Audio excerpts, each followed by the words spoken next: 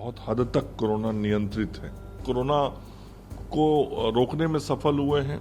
अस्पतालों की व्यवस्थाओं को भी हम आगे के लिए भी दुरुस्त करने में लगे हुए हैं। कोविड प्रोटोकॉल का पालन दुकान में भी करना होगा, बाजार में भी करना होगा, सार्वजनिक स्थान पे भी करना होगा। निश्चित रूप से जो परिस्थितियां बिहार में है उसको हम कह सकते हैं कि बहुत हद तक कोरोना नियंत्रित है।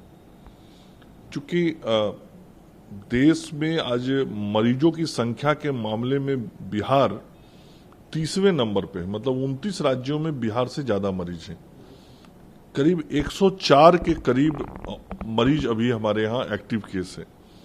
और ऐसी परिस्थिति में धीरे धीरे जीवन को सामान्य करना और जीवन की विभिन्न गतिविधियों को चलाना भी आवश्यक है।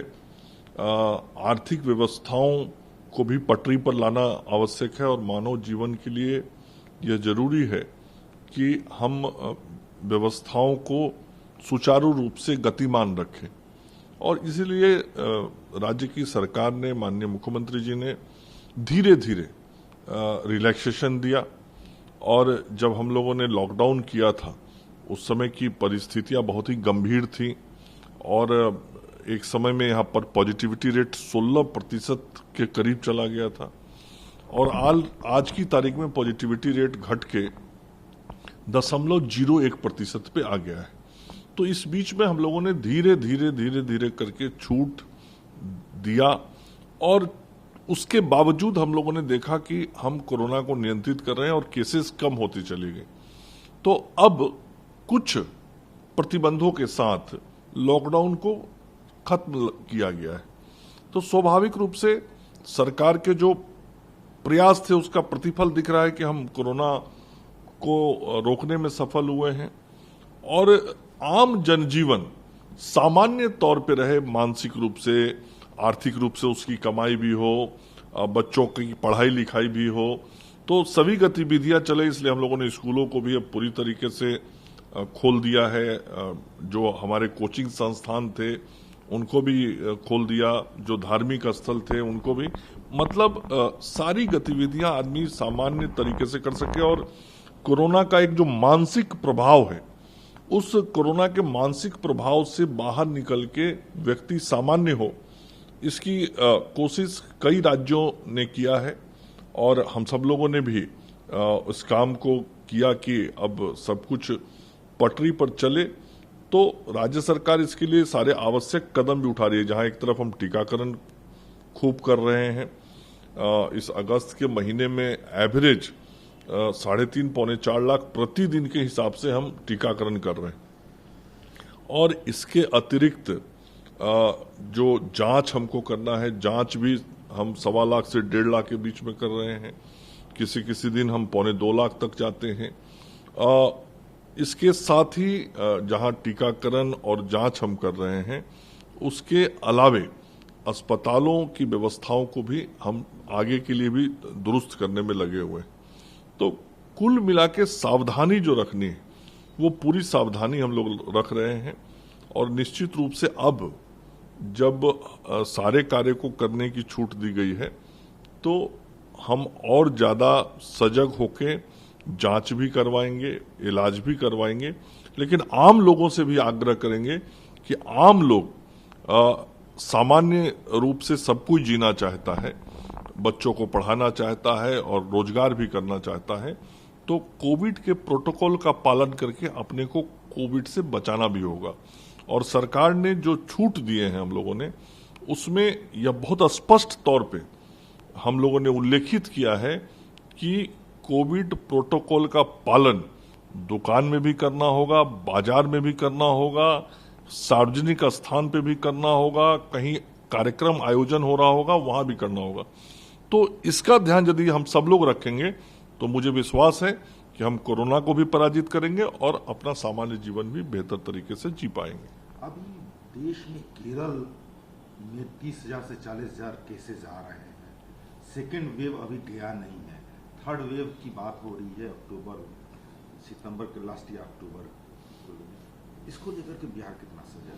नहीं, निश्चित रूप से केरल का विषय चिंता का विषय है। आज भी वहां 1,70,000 से अधिक एक्टिव केस है और प्रतिदिन 30,000 से अधिक नए केसेज आ जा रहे हैं।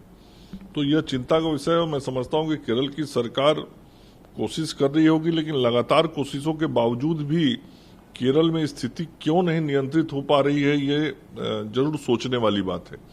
देश के सभी राज्यों ने बहुत हद तक कोविड को रोक लिया है और आज स्थिति यह है कि देश का जितना एक्टिव केस आज है उसके आधा से अधिक केस केवल केरल से है, जिसकी आबादी 3.5 करोड़ के आसपास है। तो केरल की सरकार को निश्चित रूप से कुछ प्रयास करने चाहिए और देश के अन्य राज्यों से समझना चाहिए कि कैसे देश के अन्य राज्यों ने कार्य करके कोविड पर नियंत्रण किया है। बिहार से भी कुछ समझने की कोशिश करनी चाहिए और मैं समझता हूं कि वहां की सरकार कोशिश कर भी रही होगी, लेकिन हम सब लोग निश्चित रूप से देश के कुछ वैसे राज्य जहां पर अभी कोविड के केसेज हैं, चाहे वह केरल हो, महाराष्ट्र हो, आंध्र प्रदेश हो, तमिलनाडु हो, तेलंगाना हो, ऐसे जो भी राज्य हैं, उन राज्यों से आने जाने वाले लोगों के प्रति ज्यादा सजगता रखवा रहे हैं और हमने विभाग के माध्यम से सभी जिलों को इस बात का निर्देश दिया है कि ऐसे स्थानों से आने वाले लोगों को चिन्हित करके उनका विशेष तौर से जांच किया जाए। रेलवे स्टेशनों पे, हवाई जहाज पे, जो हवाई अड्डा हमारा है, तो हम सचेत हैं कि ऐसे जहां से कोरोना के पॉजिटिव केसेज आने की संभावना है वहां से हम उसको रोकथाम कर सकते हैं। अभी आपने एक आंकड़ा पेश किया है, HIV पीड़ित लोगों को भी कोविड के टीकाकरण किया गया है। कितनी परेशानी लग रही थी उनको टीकाकरण को लेकर के और कितनी नहीं, देखिए, विभिन्न प्रकार के जो गंभीर रोगों से ग्रसित लोग हैं वैसे लोगों पे ये कोरोना का प्रभाव ज्यादा घातक होता है और जिसको हम कोमॉर्बिडिटी कहते हैं, मतलब अन्य गंभीर रोगों से ग्रसित व्यक्ति जो होता है उस पर कोरोना का असर ज्यादा होता है। और वैसे ही रोगों में से एक रोग HIV भी है। HIV शरीर को निश्चित रूप से कमजोर करता है और जब शरीर कमजोर होता है तो ऐसी बीमारियों का प्रभाव ज्यादा हो जाता है और लोग कठिनाई में जा सकते हैं। तो राज्य के अंदर लगभग 62,000 HIV पॉजिटिव है, ऐसा आंकड़ा विभाग के पास है। उसमें से 4,500 से अधिक लोगों को हम लोगों ने टीकाकृत किया है और वैसे लोगों को विशेष तौर पे उन केंद्रों पर बुला के जहां उनको दवाइयां दी जाती हैं उनके टीकाकरण का काम हम लोग कर रहे हैं और ऐसे गंभीर बीमारियों से ग्रसित लोगों को चिन्हित करके उनको टीका देने के विशेष अभियान और प्रयास भी बिहार में किए जा रहे हैं।